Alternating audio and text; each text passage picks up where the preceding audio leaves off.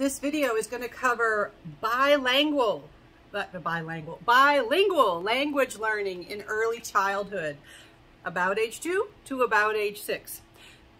The first 6 years of life do seem to be a nice sensitive period for learning language in general and for learning a second language. You see particular benefits to learning a second or third language if you were younger than 6 years old. In the United States, a lot of times we don't learn a second language until we're in high school, maybe middle school, but definitely after age 6. It's actually particularly beneficial to do it earlier than that. So when learning two languages, there are a variety of reasons for learning two languages. You could be an immigrant. You could be moving to a country and having to learn a new language because of moving or immigration. Or you could purposely be learning two languages for enrichment. There are schools in my area that are Spanish or French immersion schools. My children attend a French immersion school, which was really a challenge during the pandemic when we were having to do their online learning at home, and I was very good in French in school. I took French in college, high school, middle school. I won awards in French at one point. I could not understand the instructions to their homework. They know way more French than me, and they've let me know that even though I thought my accent was pretty good, that my accent is atrocious. All right, but they are better at French because they started in preschool. They happened to get into we were lucky. We won the lottery because the school does admissions on a lottery system. We won the lottery and we got in at preschool, and they were able to start very early with French immersion.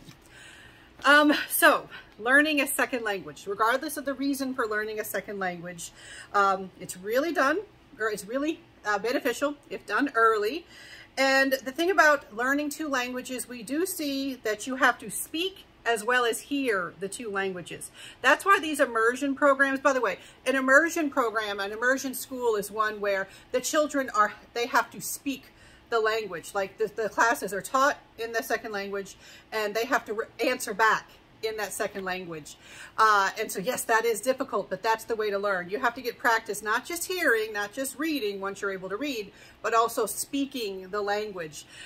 In fact, sometimes American language learning classrooms are criticized for not having enough of a speaking component. I know some of my French classes, when I was younger, there was no speaking, almost no speaking component at all. It was all written. The teacher would speak in French, but we were not required to answer back in French, and that was detrimental. That was not effective teaching for a second language. All right, and we see what is particularly relevant if you've got a child who moves to the United States. All right, so the United States, English is the official primary language. Most schools are taught in English. And so for a student who is an English language learner, if their English fluency is lacking, is behind, is not quite where it is expected to be for that age, if they are behind their classmates in understanding English and being able to answer in English, we see that they have lower school achievement, diminished self-esteem, and inadequate employment later on. All right, so there's definitely benefits for making sure that someone who is learning a second language as an immigrant, for them getting up to speed in their language learning. So some of the things that we see, bilingual children, right? Bilingual children, one thing that happens is they often code switch in the middle of a sentence. What do we mean by code switching? They switch from one to the other. All right, and we also see the term code switch applied to racial and ethnic minority groups in the United States. Sometimes they speak English, but they have their own slang, their own vernacular. And so sometimes they will switch between what they use at home in their neighborhood and what they use at school. And so, code switching, it's a term you might hear in other contexts. But for bilingual children, in the middle of a sentence, they could, like if it's Spanish and English, they can go from Spanish to English. They can flip back and forth. And sometimes they will even combine words or phrases to get these, hybrid language phrases. But by age 5, bilingual children by age 5, they realize which language to use. They can, the pragmatics, they can use those pragmatics to figure out, okay, now I speak Spanish. In this context, it's in English. It calls for speaking English. So they can figure out which to use. They do not have confusion over which language they're supposed to use, or which, they can tell the difference between the two languages, and they can still become fluent in each one. Now, another thing is that we see that some things that can happen when learning two languages is you can have language shifts. With language shifts, they since they need a certain language for school, like if English is your second language, they speak English at school, you end up getting really good at English because there's so much call during the day for you to use English. They become more fluent in the school language than in their home language. So that's one thing that can happen, is that sometimes English language learners or second language learners, they can slip behind in their native language or their parents' language, their home language. You can also have a balanced bilingual situation where you're fluent in two languages, not favoring one over the other. And a lot of that's going to depend on your context. When do you get to use your languages? Is there actual punishment in some way for using one language or another?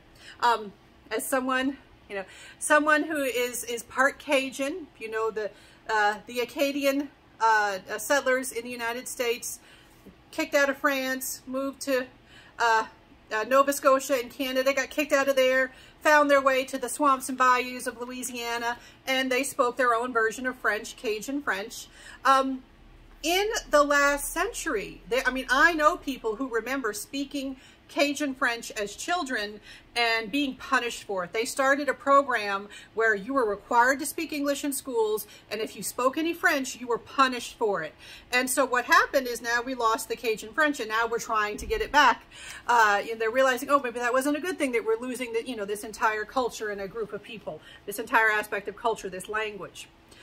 And so what can happen if adults speak frequently? All right, if the adults knowing a particular language, they speak frequently with a child, they get them opportunities to practice, they listen carefully, and they value both languages, then you can have a balanced bilingual situation. So those things need to be present.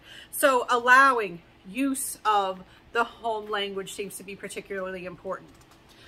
All right. I touched on everything. Okay, so those are the things that I'm emphasizing for my classes about learning a second language, or bilingual. I keep saying bilingual. Bilingual language learning in early childhood.